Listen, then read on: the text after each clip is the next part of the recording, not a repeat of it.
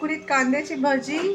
तर इथे पहा मी कांदे घेतलेले आहेत, हे आहेत 8 कांदे आहेत जे मी छान असे स्लायसरने स्लाइस करून घेतलेले। स्लायसरने केल्यामुळे काय होतं ना की आपले कांदे ना छान असे मस्त असे पातळ पातळ स्लाइस होतात। तर हे 8 कांदे आहेत। तर ह्याला ना ऑलरेडी पाणी सुटलेलं आहे स्लाइस केल्यामुळे। तर आपण काय करायचंय ह्याच्यामध्ये आता इथे मी घेतले एक मूठ भरून शेंगदाणे आणि 1 चमचा घेतलाय ओवा। तर आपण हे ह्याच्यामध्ये ऍड करायचं आहे आणि त्यानंतर आपण ह्याच्यात ऍड करायचं आहे बेसन पीठ। बेसन पीठ इथे ऍड करते, हे 1 वाटी बेसन पीठ आहे, थोडं थोडं ऍड करायचं आहे। हे पहा कांदा स्लाइस केल्यामुळे काय झालंय ना किती छान ह्याला पाणी सुटलेलं आहे, आपल्याला मीठ वगैरे टाकायची गरज नाही पडलेली। आणि याच्यातच ना हे पहा स्लायसर मध्ये जर मोठे तुकडे असतील तर ते काढून टाका।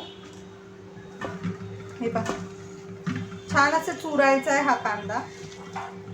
आणि इथे आहे तांदळाचं पीठ। तर तांदळाचं पीठ आपल्याला जास्ती नाही घ्यायचं, फक्त कुरकुरीत होण्यासाठी घ्यायचं आहे। तर इथे मी 4 चमचे तांदळाचं पीठ घेतले। हे देखील आपण छान असं मिक्स करायचं आहे।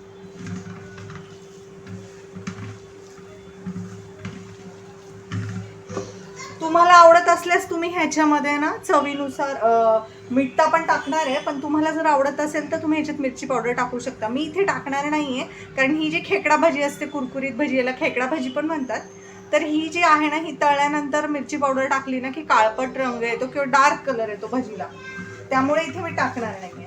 आता हे पहा तर तांदळाचं पीठ आणि 1 वाटी बेसन पीठ आपलं छान मिक्स झालेलं आहे। आता आपण ह्याच्यामध्ये चवीनुसार मीठ ऍड करायचं आहे। चवीनुसार मीठ ऍड केल्यामुळे काय होईल ना तर आपल्या छान असे या मिश्रणाला पाणी सुटेल आणि ह्याच्यामध्ये मग आपल्याला आणखीन बेसन ऍड करता येईल। चवीनुसार टाकायचं आहे।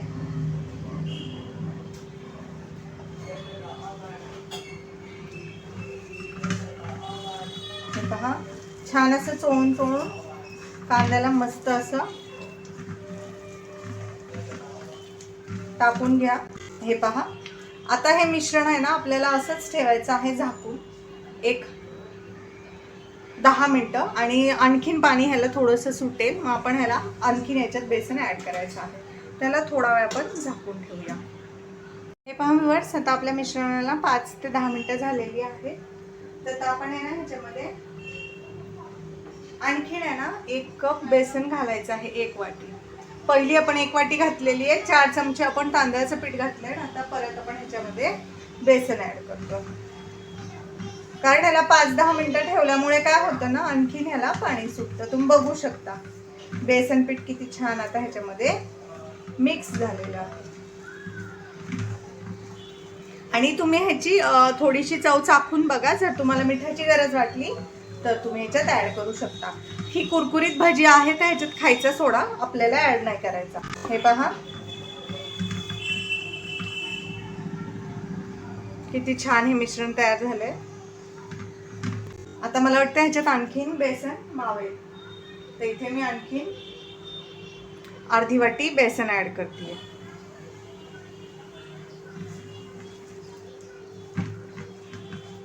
खूप जास्ती पण बेसन ऍड करू नका, नाहीतर मग घट्ट होईल खूप भजी आणि कांद्याच्या भजीची चव येणार नाही।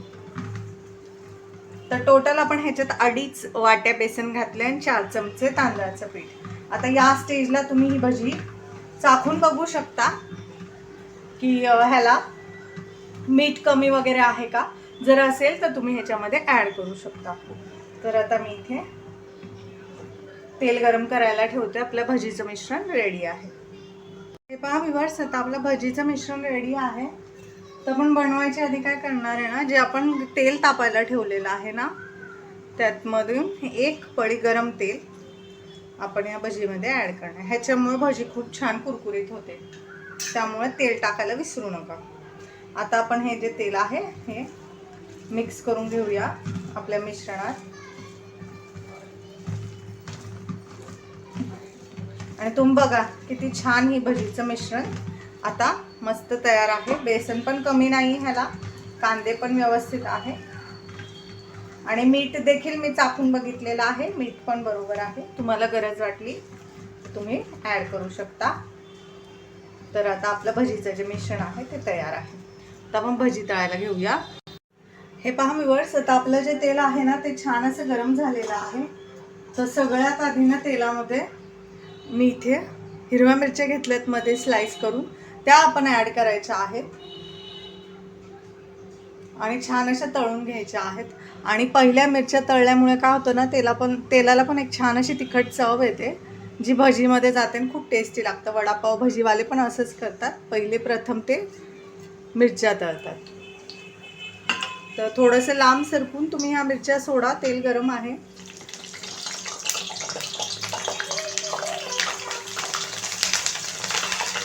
हे पहा तेल गरम आहे. किती छान अशा ब्राऊन कलरवरती आपल्या मिरच्या तळून झालेल्या आहेत. तर लगेचच ह्या मिरच्या आहेत ना, या काढून घ्यायच्या आहे एका प्लेटमध्ये गरम गरम. आणि या गरम गरम मिरच्यांवरतीच आपल्याला मीठ टाकायचं, म्हणजे मिरचीमध्ये मीठ छान मुरतं आणि चव येते मिरचीला. हे पहा, तर इथे मी मिरची घेतलेली आहे. तर आपण ह्याच्यामध्ये छान असं मीठ ॲड करूया आणि ही मिक्स करायची आहे हाताने. मिरची गरम असेल. आता आपण आपली मीडियम, आपलं तेल गरम आहे. तर आता आपण आपली भजी सोडूया. हे पहा व्ह्यूअर्स, आता आपण आपली जी भजी आहे ना ती सोडायला सुरुवात करूया. तर या भजीला ना काय आकार वगैरे नसतो, डायरेक्ट अशी सोडून द्यायची असते. हिला कशी पण याचे आकार असतात, त्यामुळे हिला खेकडा भजी म्हणतात. काय असं वेगळं असं काही शेप वगैरे द्यायची याला गरज नाही आहे. आणि हिला मध्यम हीटवरतीच फ्राय करायची, म्हणजे ही छान अशी कुरकुरीत होते. आता हिला सेट होऊ द्यायची आहे 10-15 सेकंद आणि मगच हिला पलटायचं बरं का. लगेचच पलटलं तर ही सेट झालेली नसते, तर ही चिकटू शकते झाऱ्याला. हे पहा, हे पहा, आता छान अशी सेट झाली की नाही भजी. तर आता आपण हिला पलटी करून घेऊया आणि छान असं मस्त खरपूस ब्राऊन कलरवरती ही छान अशी तळून घ्यायची, एकदम कांदा कुरकुरीत होईपर्यंत. आणि लक्षात ठेवा, मीडियम फ्लेमवरतीच तळा. हाय फ्लेम केली तर भजीचा कांदा करपून जाईल, नातून कच्ची राहील भजी.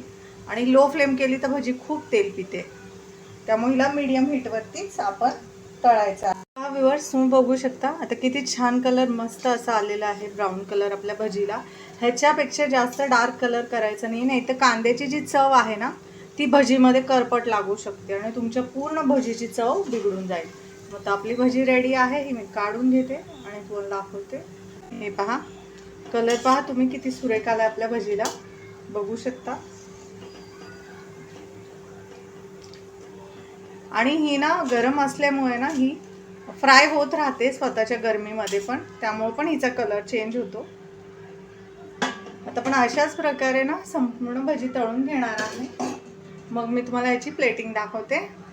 हे पहा व्ह्यूअर्स, गरमागरम अशी कांद्याची कुरकुरीत भजी तयार आहे. तळलेली मिरची आणि पाव. कशी दिसतीये ना, टेस्टी टेस्टी, यमी यमी. हे पहा, तुम्ही बघू शकता. रेसिपी आवडल्यास चॅनल लाईक करा, सबस्क्राईब करा. रेसिपी कशी वाटली ती कमेंटमध्ये नक्की सांगा. आणि मी तुम्हाला दाखवते की ही भजी किती कुरकुरीत आहे ते. हे पहा, आवाज ऐका.